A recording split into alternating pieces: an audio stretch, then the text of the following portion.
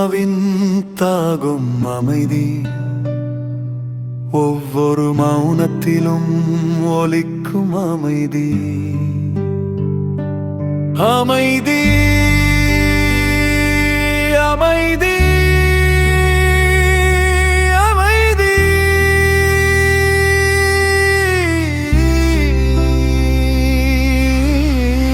சிவபாபா நீயே தருகிறாய் இதயத்திற்கு அமைதி. வலியின் அப்பால் அமைதி, கூட்டத்தின் அப்பால் அமைதி, தன்னுடன் இணையும் அந்த நிமிடம் அமைதி, மூச்சுகளுக்கு ஓய்வு தரும் அமைதி, இரவு மடியின் மென்மை அமைதி, கண்களின் உறக்க நிழல் அமைதி, ஓய்வின் பேரே அது அமைதி.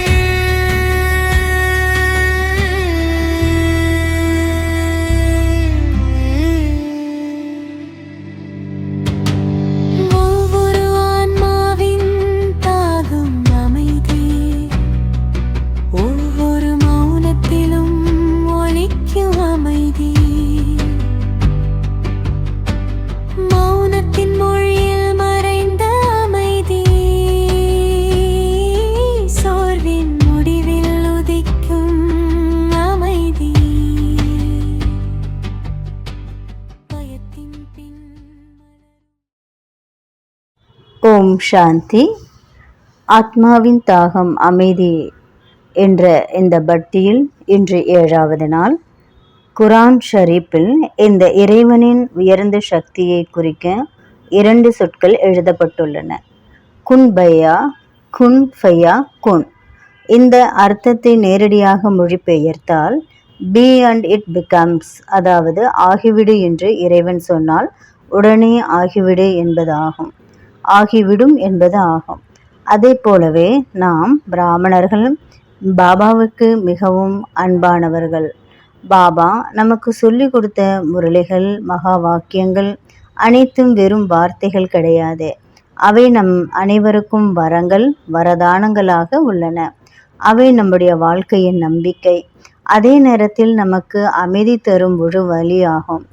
ஏனெனில் பாபா என்ன சொல்லி இருக்காரோ அது ஒரு வரமாக இருக்கிறது. அதில் சந்தேகம் எதுவும் இல்லை, ஒரு கேள்வியும் இல்லை.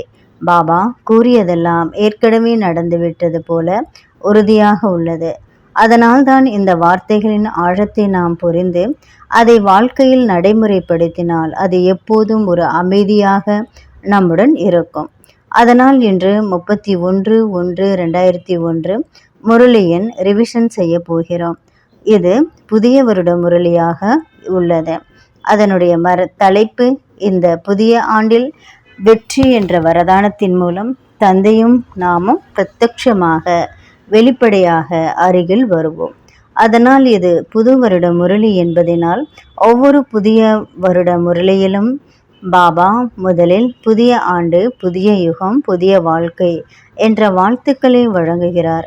அதோடு சேர்ந்து வரப்போகும் ஆண்டுக்காக சில கோல்ஸ் நமக்கு கொடுக்குறாரு, சில திட்டங்களை நமக்கு கொடுக்குறாரு. அதே சமயம் கடந்த வருடத்தில் நாம் என்ன செய்தோம் என்பதையும் அக்கௌண்ட், நம்முடைய கணக்கை அவர் பார்க்குறாரு. அதன்படி தான் இந்த முரளியும் இருக்கு. இன்று அமைதி தரும் முதல் மகா வாக்கியம் இப்பொழுது இல்லையேல் எப்பொழுதும் கிடையாது. அப் நஹி தோ கப் நஹி. இப்பொழுது இல்லை என்றால் எப்பொழுது? பரமாத்மாவுடன் சந்திக்கும் நேரம். எப்பொழுது இல்லை என்றால் எப்போது? அந்த பரமாத்மா அன்பில் நீராடும் நேரம். எப்பொழுது இல்லை என்றால் எப்போது? 21 பிறவிகளுக்கான பலனை பெறும் நேரம். இப்பொழுது இல்லை என்றால் எப்பொழுது? மனிதனிலிருந்து தேவதையாக மாறும் நேரம். எப்பொழுது இல்லை என்றால் எப்பொழுது? கிளாஸ்க்கு வர்றதுக்காக இப்பொழுது நேரம் இல்லை என்றால் எப்பொழுது? ஆத்மா பெற வேண்டிய அமைதி, சுகம், அன்பு, ஆனந்தம், தூய்மை இவற்றை பெறும் நேரம். இப்பொழுது இல்லை என்றால் எப்பொழுது? வரதானங்கள் பெறும் நேரம். இப்பொழுது இல்லை என்றால் எப்பொழுது? அமிர்த வேளையில் 2 மணி முதல் 5 மணி வரை யோகா செய்யும் நேரம். இப்பொழுது இல்லை என்றால் எப்பொழுது? புண்ணிய கணக்கை அதிகரிக்கும் நேரம். இப்பொழுது இல்லை என்றால் எப்பொழுது? பாபாவை போல மாறக்கூடிய நேரம். இப்பொழுது இல்லை என்றால் எப்பொழுது? சுய மாற்றம் செய்யும் நேரம். இப்பொழுது இல்லை என்றால் எப்பொழுது? பரமாத்மாவுடன் சங்கமம் இணையும் கொண்டாடும் நேரம். எப்பொழுது இல்லை என்றால் எப்பொழுது? எவ்வளவு அழகான காலம் இது! இது கல்யாணகரமான நன்மை செய்யக்கூடிய புருஷோத்தம சங்கம யுகமாகும். இங்கு அனைத்து விதமான பிராப்திகளும் நமக்கு பொக்கிஷங்களும் கிடைக்கின்றன. ஏனில் பாபா தானே நம்முடன் இருக்கின்றார். பாபா சொல்றாரு, எந்த காலத்திலும் எந்த பிராமண வாழ்க்கையிலும் மிக உயர்ந்த அடிப்படை என்னவென்றால் சங்கல்பங்களின் கஜானா, தாட் ட்ரெஷர், நேரத்தின் கஜானா, டைம் ட்ரெஷர், சக்திகளின் கஜானா, பவர் ட்ரெஷர், ஞானத்தின் கஜானா, நாலேஜ் ட்ரெஷர். ஒரு பிராமணன் ஒரு நல்ல சங்கல்பம் வைத்தாலே அதில் மிக பெரிய சக்தி உள்ளது. ஒரு நல்ல எண்ணமே பல ஆத்மாக்களுக்கு உதவியாக முடியும். ஒரு நல்ல எண்ணம் பல ஆத்மாக்களுக்கு உதவிகரமாக இருக்கும். அவ்வளவு பவர் நம்முடைய எண்ணங்களில் உள்ளது. பாபா கூறுகிறார், இந்த காலத்தில் நாம் விரும்பினால் சங்கல்ப சக்தியை அளவில்லாமல் அதிகரிக்கலாம். பாபா ஒரு ஒப்பந்தம் நம்மகிட்ட பண்றாரு. நம்முடைய சங்கல்பத்தின் வேகத்துக்கு முன்னால உலகத்தில் உள்ள ராக்கெட்டுகள் கூட எதுவுமே கிடையாது. அவ்வளவு வேகமும் சக்தியும் நம்முடைய எண்ணங்களில் உள்ளது. அதனால் எண்ணங்களின் கஜானாவை சேமிக்கக்கூடிய நேரம் இப்பொழுது இல்லை என்றால் எப்பொழுது? பாபா கூறுகிறார், இந்த அப் நஹி தோ கப் நஹி என்ற வாசகம், இப்பொழுது இல்லை என்றால் எப்பொழுது என்ற வாசகம் புத்தியில் நினைவிருக்கும், ஆனால் இதயத்தில் நினைவிருக்காது. அதனால தான் சற்று நமக்குள் சோம்பல் வருகிறது, கவனக்குறைவு வருகிறது. இந்த நினைவு எப்போதும் இதயத்தில் இருந்தால்தான் நம்முடைய சேமிப்பின் கணக்கு அதிகமாகும். எப்போது மற்றும் நமது செயல் இதன் நடுவில் ஒரு தடையாக இருப்பது நாளை என்ற மாயையின் ஏமாற்றம்தான். நேற்றும் இதே விஷயம்தான் பேசப்பட்டது. இந்த மார்க்கம் மிகவும் நீளமானது. இதில் பல சோதனைகள் அவசியமாக வரும். சிலர் நம் பாதையில் விக்னமாக வரலாம். ஆனால் நாம் நின்றுவிடக்கூடாது. அதேபோல் மாயையின் மிகப்பெரிய ஏமாற்றம் என்ன? நாளை.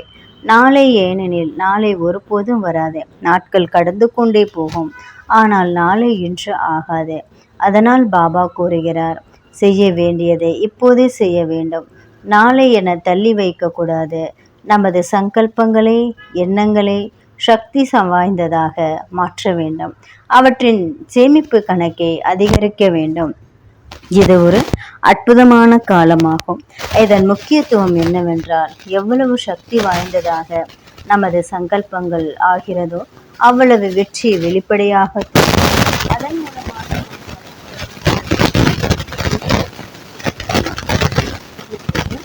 இரண்டாவது மகா வாக்கியம், ஆப்கி விதி பௌத் சிரேஷ்ட ஹை.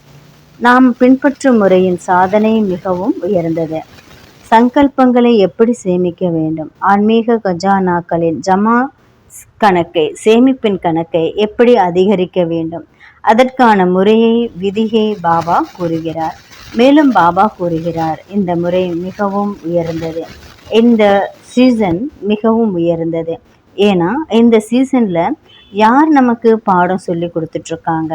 சுயம் பரம்பிதா பரமாத்மா. பாபா நமக்காக சொல்லக்கூடிய விதிமுறை என்ன? அமிர்த வேளையில இருந்து நாம் இரவு வரை யோகா செய்யணும்.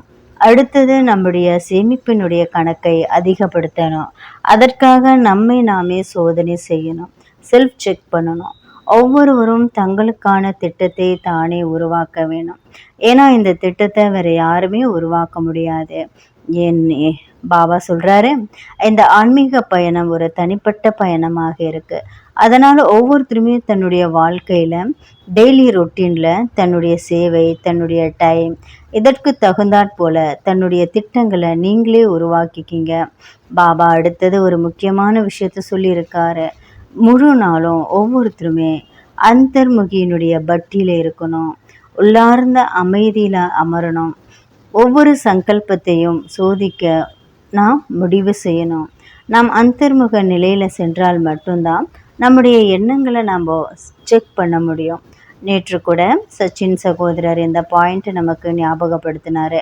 வெளியில் எவ்வளோ சப்தம் இருந்தாலும், வெளியில் என்ன நடந்தாலும் நமக்குள் இருக்க வேண்டியது ஆழமான அமைதி மட்டும்தான், மௌனம்தான், உள்ளார்ந்த தனிமை தான். அப்படி தான் நாம் செல்ஃப் செக்கிங் என்ற ஆன்மீக பயணத்தில் முன்னேற முடியும். இப்போ பாபா நமக்கு என்ன சொல்லியிருக்காரு, நாள் முழுவதுமே நம்மை நாமே செக் பண்ணிகிட்டே இருக்கணும். நம்முடைய ஒவ்வொரு சங்கல்பமும் சாதாரணமானதா அல்லது உயர்ந்ததா, அது வெறுமையானதா அல்லது சக்தி வாய்ந்ததா, சாமர்த்தியசாலி நிறைந்ததா, இந்த மாதிரி ஒவ்வொரு சங்கல்பத்தையுமே நம்ம செக் பண்ணணும். நம்முடைய கஜானா ஆன்மீக சேமிப்பு அதிகமாயிட்டே இருக்கும். உண்மையில் பார்க்கும்போது ஒரு நாளில் மிக அதிகமான சங்கல்பங்கள் வருது. ஒவ்வொன்றையுமே கவனிக்கிறது சில நேரத்தில் ரொம்ப கஷ்டமாக இருக்கும். ஏன்னா பாபா நமக்கு சொல்லியிருக்காரு, சங்கல்பங்களினுடைய வேகம் மிக அதிகம். நாம் முழு நாளின் சங்கல்பங்களை இரவில் மட்டும் செக் பண்ண முயற்சி செஞ்சோன்னா அது ரொம்ப கஷ்டமாக இருக்கும். அந்த நேரத்தில் ஆயிரக்கணக்கான சங்கல்பங்கள் கடந்து போயிருக்கும். ஒவ்வொரு நிமிஷமும் சங்கல்பங்களை நம்ம செக் பண்ணிகிட்டே இருக்கணும். ஒவ்வொரு நிமிடமும் ஒவ்வொரு சங்கல்பத்தையும் உடனே செக் பண்ணிகிட்டே இருக்கிறது இது நடக்கக்கூடிய விஷயமா?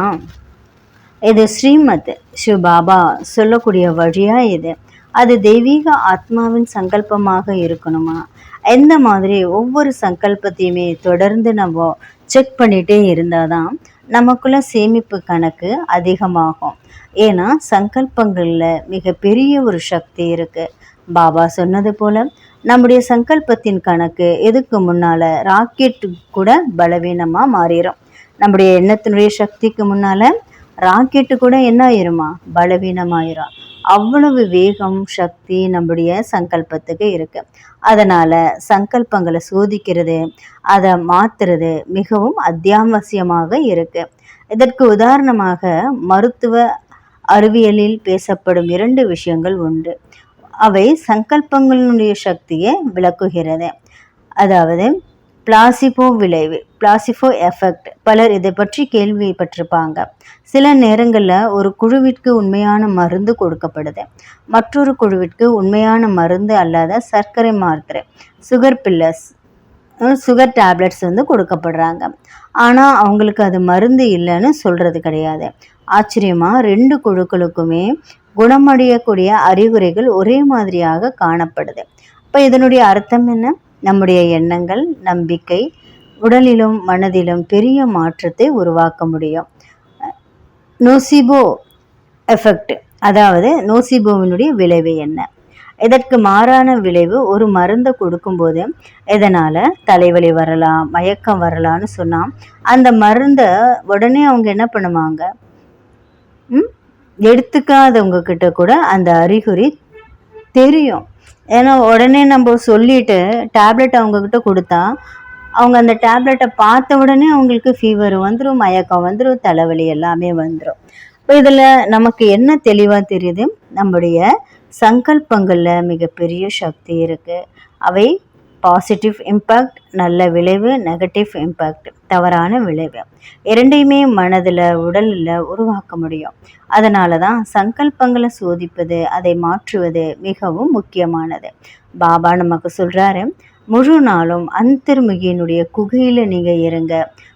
அந்தர்முகின்ற குகையில் இருந்து உங்களையே நீங்கள் செக் பண்ணுங்க, உங்களையே நீங்கள் மாற்றிக்கிங்க.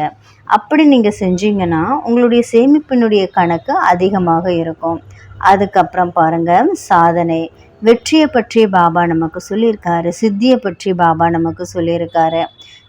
நமக்கு வெற்றியை கொடுக்கக்கூடியவர் யார்? பாபா தானே. அப்போ அவரே நமக்கு சொல்கிறாரு, உங்களுடைய வெற்றியின் முறை மிகவும் உயர்ந்தது. ஏன்னா இந்த முரளியினுடைய முக்கியமான விஷயமே பாபா நம்ம ஒவ்வொருத்தரையுமே வெற்றி அடையக்கூடியவர்களாக மாறணும். இதை தான் நமக்கு பாபா சொல்லி கொடுத்துட்ருக்காரு. மிக உயர்ந்த வெற்றி எது அப்படின்னா, நாம் பிராமணர்கள் மிக உயர்ந்த வெற்றி அடையக்கூடியவர்களாக இருக்கோம். இப்போ அந்த வெற்றி அடைகிறதுக்காக நம்ம என்ன ஒரு சாதனை பண்ணணும்? முதல் சாதனை எண்ணத்தினுடைய வெற்றி அடையணும். அதனால் என்ன கிடைக்குது? அமைதி கிடைக்குது. ஆத்மாவுக்கு உண்மையான அமைதி கிடைக்கும் எண்ணத்தின் மூலமாக நம்ம வெற்றி அடையும் போது. மேலும் ஒரு உயர்ந்த சங்கல்பத்தின் மூலமாக நாம் எந்த ஆத்மாவினுடைய பாவனையை வச்சிருக்கிறோம், ஃபீலிங்ஸ் வச்சிருக்கோம், நேச்சர் சுபாவத்தை வச்சிருக்கோம், இதையும் கூட நம்ம மாற்ற முடியும். அவங்களுடைய நிலையையும் சக்தி வாய்ந்ததாக மாற்ற முடியும். பாருங்க, அந்தர்முகி நிலையில இருக்கும்போது நம்மளையும் நாம் மாற்றிக்க முடியும். மேலும் மற்றவர்களுடைய சுபாவம் பழக்கத்தையும் நம்மளால மாற்ற முடியும். ஒரே ஒரு சங்கல்பம் செய்தால் அது வெற்றி அடையும். வெற்றி கண்டிப்பாக அந்த சங்கல்பத்தின் மூலமாக கிடைக்கும். எப்படி? சிவபாபா நமக்கு ஒரு சங்கல்பத்தை கொடுக்குறாரு. கூன் பயா கூன் அப்படின்னு சொன்னாலே உடனே அது ஆகிவிடும். அதே போல் என்ன நினைக்கிறோமோ அது உடனே நடந்துடும். நம்ம குழந்தைங்க, பாபாவுடைய குழந்தைங்க தானே. நம்ம செய்யக்கூடிய ஒவ்வொரு சங்கல்பமும் நிச்சயமாக நிறைவேறும். அதிலும் மிக உயர்ந்த சித்தி என்ன? நாம் இறைவனையே நம்முடையவராக நம்ம மாற்றிட்டோம். ஒரு சங்கல்பம் செஞ்சால் அவர் அவ்வளோ தூரத்தில் கிடையாது, உடனே நம்ம கூட வந்துடுறாரு. ஒரு உருது எழுத்தாளர் எழுதுறாரு, அமீர் அமீர்னு எழுதுறாரு. அதில் ஒரு அழகான வரியையும் எழுதியிருக்காரு. வா, நான் உனக்கு ஒரு கவிதையை சொல்கிறேன். நான் எழுதக்கூடிய வார்த்தைகள் அப்படியே நடக்கட்டும். வா, நான் வா என்று எழுதினால் நீ வந்துவிடு. நான் உட்கார்னு சொல்லிட்டா நீ உட்கார்ந்துரு. இந்த உணர்வு நம் பிராமண குடும்பத்திற்கு மிகவும் பொருந்தது. ஏன்னா நம்ம பல நேரத்தில் கடிதம் எழுதுறதே இல்லை, அப்படிதானே? எழுத வேண்டிய அவசியமும் இல்லாமல் போயிடுது. நாம் கடிதம் எழுதுறதுக்கு பதிலாக, லட்சம் எழுதுறதுக்கு பதிலாக ஒரு சங்கல்பம் மட்டும் நம்ம செய்கிறோம். அடுத்தது பாபாவை நினைக்கிறோம்.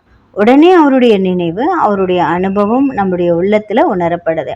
பாபா பல முரளியில் நமக்கு சொல்லியிருக்காரு, நீங்கள் எழுத வேண்டிய அவசியம் கூட கிடையாது. நீங்கள் ஒரு சங்கல்பம் செய்த உடனே அந்த நினைவு என்கிட்ட வந்து சேருது. அதனால் நாம் அவரை நினைவு செய்யணும். அவர் எப்போதுமே நம்ம கூடவே இருக்காரு. அடுத்தது 3வது மகா வாக்கியம், செயலை வெற்றியாக மாற்று, வெற்றி அடை. பாபா சொல்றாரு, இப்போ உலகத்தில் இருக்கக்கூடிய ஆத்மாக்கள் எல்லாருமே கேட்கறதுக்காக யாருமே விரும்புறது கிடையாது. ஏன்னா உலகம் முழுவதுமே மிக அதிகமான சப்தம் இருக்கு, மிக அதிக கண்டென்ட் இருக்கு. அடுத்தது அதிகமான புத்தகங்கள் எல்லாமே இருந்துட்டு இருக்கு. அது படிக்கிறதே ரொம்ப கஷ்டமா இருக்கு. இப்போ ஒவ்வொருத்தருமே என்ன விரும்புறாங்க? அனுபவத்தை விரும்புறாங்க, எக்ஸ்பீரியன்ஸை தான் விரும்புகிறாங்க. அந்த அனுபவத்தினுடைய அடிப்படை என்ன? சேமிப்பு கணக்கை அதிகப்படுத்தணும். பாபா சொல்கிறாரு, ஒவ்வொரு சங்கல்பத்தையும் வெற்றியாக்குங்க. ஏன்னா சங்கல்பம் என்பது ஒரு விதை. நேற்று கிளாஸில் கூட சச்சின் சகோதரர் சொல்லியிருக்காரு இல்லையா, வெற்றி என்பது அதிர்ஷ்டம் கிடையாது. வெற்றி என்பது ஒரு தெளிவான பார்வை, கிளியர் விஷன் தான். பல சிறிய திட்டங்கள், மைக்ரோ பிளானிங் இதனுடைய முடிவு. நேற்று நாம் கேட்டோம், சத்ரபதி சிவாஜி மகாராஜ் மற்றும் அப்சல் கான் சம்பவம். அதில் 2 நிமிட செயலுக்கு பின்னால் 1 வருட தயாரிப்பு இருந்தது. அதே போல தான் இப்போ 2 நிமிஷம் காரியம் பண்ணணும்னா அந்த 2 நிமிஷம் காரியம் பண்ணுறதுக்காக 1 வருஷம் அதுக்கான முயற்சி செய்ய வேண்டியதாக இருக்குது. அதே போல் பிராமண வாழ்க்கையினுடைய வெற்றி, ஒவ்வொரு சங்கல்பமும் வெற்றியாக மாறணும். அதற்காக நம்ம என்ன பண்ணணும்?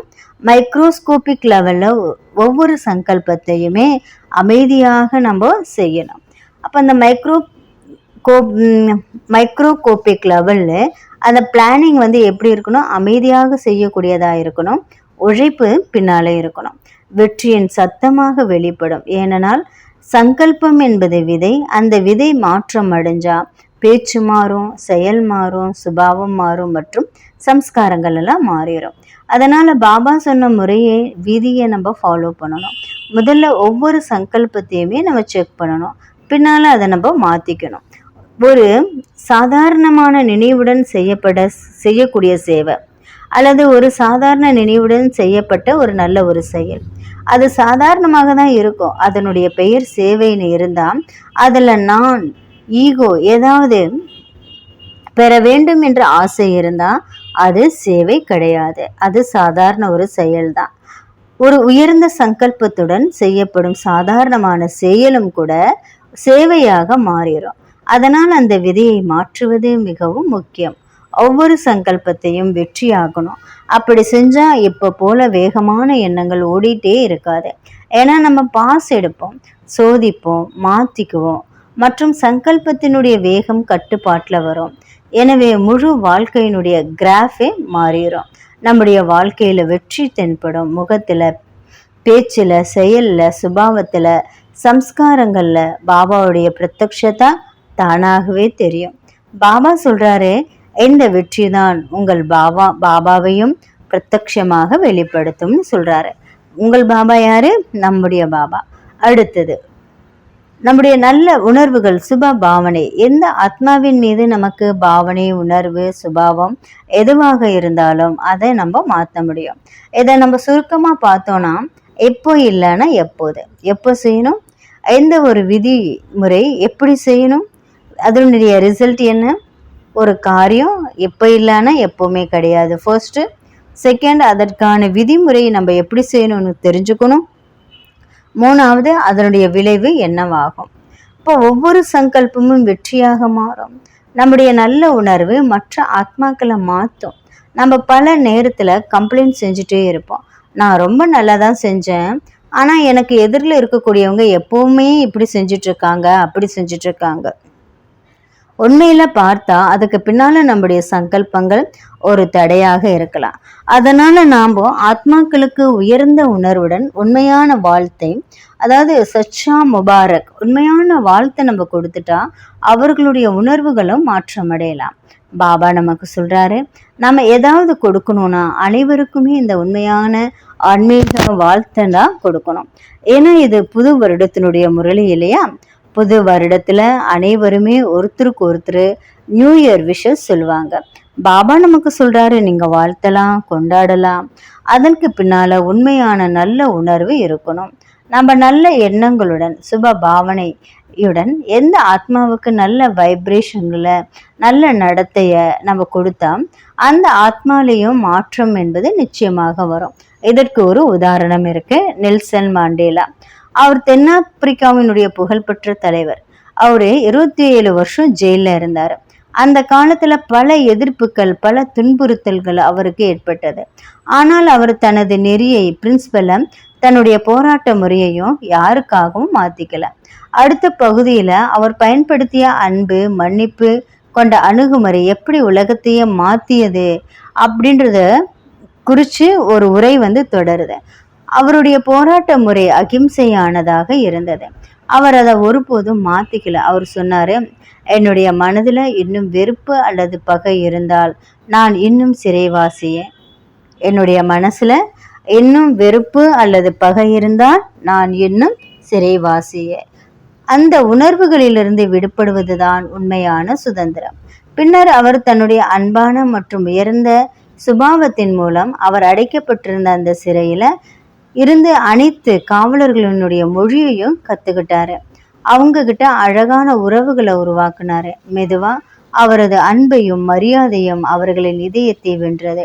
அடுத்தது 1994 வருஷம் நெல்சன் மாண்டேலா தென்னாப்பிரிக்காவினுடைய முதல் ஜனாதிபதியாக ஆனபோது அவருக்கு முன்னால் அவருக்கு எதிராக இருந்தவங்க, அந்த சிறையில் இருந்த காவலர்கள் அனைவருமே என்ன பண்ணாங்க, அவரை அன்போட கூப்பிட்டாங்க. ஏன்னா வெற்றி அடைஞ்சிருந்தாரு. இப்படி பல உதாரணங்களை நம்ம கேட்டிருக்கலாம், பார்த்துருக்கலாம், வாழ்க்கையில் அனுபவம் செஞ்சுருக்கலாம். பாபா நமக்கு கொடுத்துருக்கக்கூடிய இந்த ஆன்மீக கஜானாக்கள் நம்ம சேமிப்பு செஞ்ச பின்னால் அதனுடைய ரிசல்ட் என்ன ஆகுது, நமக்கு முன்னால் இருக்கக்கூடிய ஆத்மாவினுடைய பாவனையும் சுபாவத்தையும் நம்மளால் மாற்ற முடியும். இப்போது கடைசி பாயிண்ட்டு, இது புது வருட முரளியினுள்ள அடிக்கடி பாபா வரும் நமக்கு சொல்லுவார், கோல்டன் கிஃப்ட், தங்க பரிசு. கோல்டன் ஏஜ், சத்யுகத்தினுடைய ஒவ்வொரு விஷயம் தானாகவே தங்கமாக மாறிடும். ஒரு ஆத்மா தன்னுடைய எண்ணங்களை கட்டுப்படுத்தி அதை மாற்றி ஒவ்வொரு வினாடியையும் வெற்றியுடையதாக, செயல்களை உயர்ந்ததாக மாற்றினா அதனுடைய விளைவு அந்த ஆத்மாவை மட்டும் பாதிக்காது, அது அனைத்து இடங்களிலும் தெரியும். அந்த மாற்றம் முதல்ல தன்கிட்ட இருந்து ஆரம்பமாகும், செல்ஃப்ல இருந்து ஆரம்பமாகும். ரெண்டாவது உறவுகளில் தெரியும். மூன்றாவது உலக முழுவதிலுமே தெரியும். ஏன்னா ஒவ்வொரு பிராமண ஆத்மா ஒவ்வொரு சங்கல்பம் அவங்க செய்கிறாங்கன்னா அதில் என்னாகும், என்னுடைய ஒவ்வொரு எண்ணமும் உயர்ந்ததாக இருக்கணும். அப்படின்னா சத்யுகம் வர்றது தூரமே கிடையாது. சத்யுகத்தில் சங்கல்ப சக்தியின் ஆழமான உதாரணங்கள் சொல்லப்படுது. உதாரணமாக பழத்தை பறிக்கக்கூடிய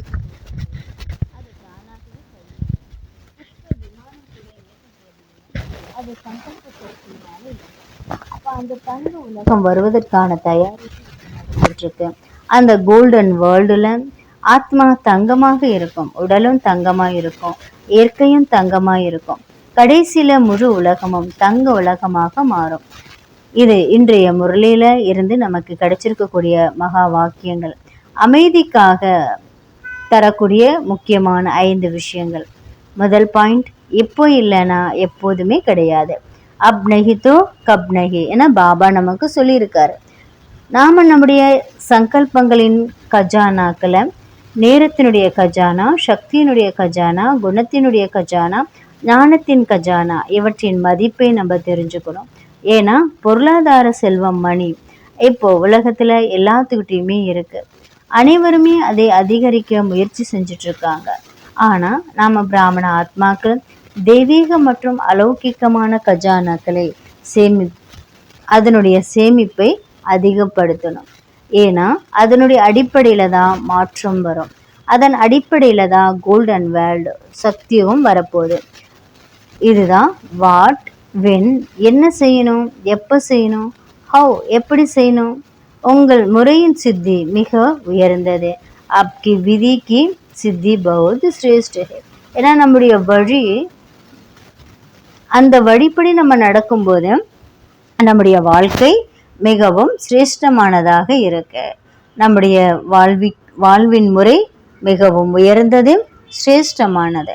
ஸோ பாபா நமக்கு சொல்றாரு, அமிர்த வேலையில இருந்து இரவு வரை ஒவ்வொரு சங்கல்பத்தையுமே செக் பண்ணிட்டே இருங்க.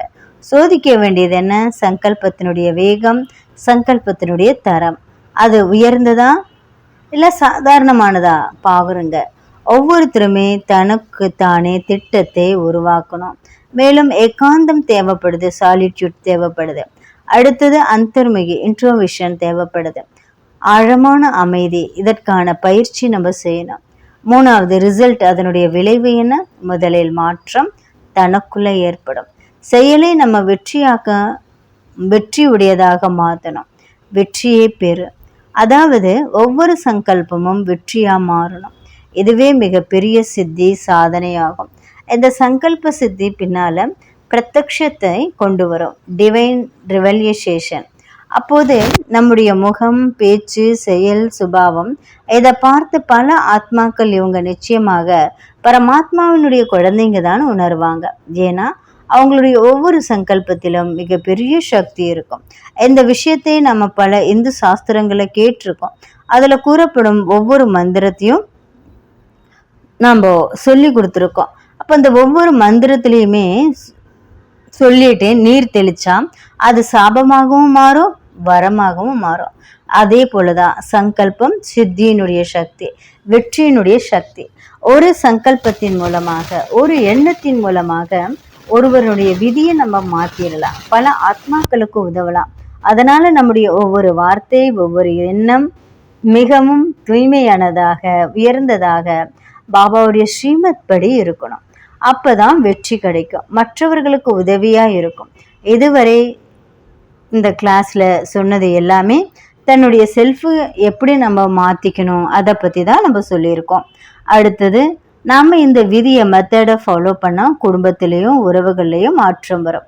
எப்படி எந்த ஆத்மாவாக இருந்தாலும் அவர்களுடைய பாவனை, ஃபீலிங்ஸ், சுபாவம், நேச்சர், உணர்வுகள் இதை மாற்ற முடியும். அப்போ நாம் எப்போதுமே பாசிட்டிவ் வைப்ரேஷன்ஸ், சுப்பாவனா, நல்ல உணர்வுடன், உண்மையான வாழ்த்துடன் ஒவ்வொரு ஆத்மாவுக்காக நம்ம கொடுக்க முடியும். உண்மையான வாழ்த்தை நம்ம மனதார கொடுக்கவும் முடியும்.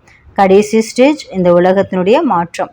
முழு விளையாட்டு எண்ணத்தின் மீது தான் இருக்கு. ஏன்னா எண்ணம் தான் விதை, அதனுடைய அடிப்படையில தான் அனைத்துமே வளருது. ஆனால் வெற்றி பெறணும்னா அதற்கான விதி, அதற்கான மெத்தட் நம்மக்கிட்ட இருக்கணும். இப்போ அதுக்காக பாபா நமக்கு ஒரு ரோடுன்ற மேப்பை கொடுத்துருக்காரு. என்ன செய்யணும், எப்போது செய்யணும், எப்படி செய்யணும், அதனுடைய விளைவு என்ன. இந்த வழியை நம்ம ஃபாலோ பண்ணால் பிராமண ஆத்மாக்கள் மிகவும் சித்தி சுரூபமாக மாறுவாங்க. அதன் மூலமாக பாபாவுடைய பிரத்யட்சம் ஏற்படும். பாபா சொல்றார், அச்சா, அதனால நம்ம எல்லாருமே என்ன பண்ணணும், தன்னுடைய மாற்றத்தின் மூலமாக உலகத்தில் நம்ம ஒவ்வொருத்தருமே மாற்றத்தை ஏற்படுத்தணும். நல்லது. ஓம் சாந்தி. சிவபாபா நீயே தருகிறாய் இதயத்திற்கு அமைதி.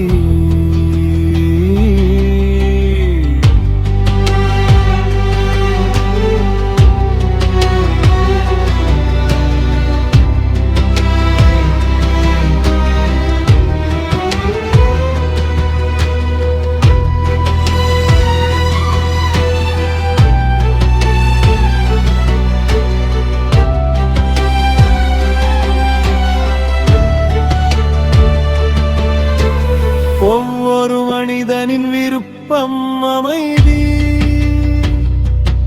ஒவ்வொரு மடியின் இலக்கு அமைதி.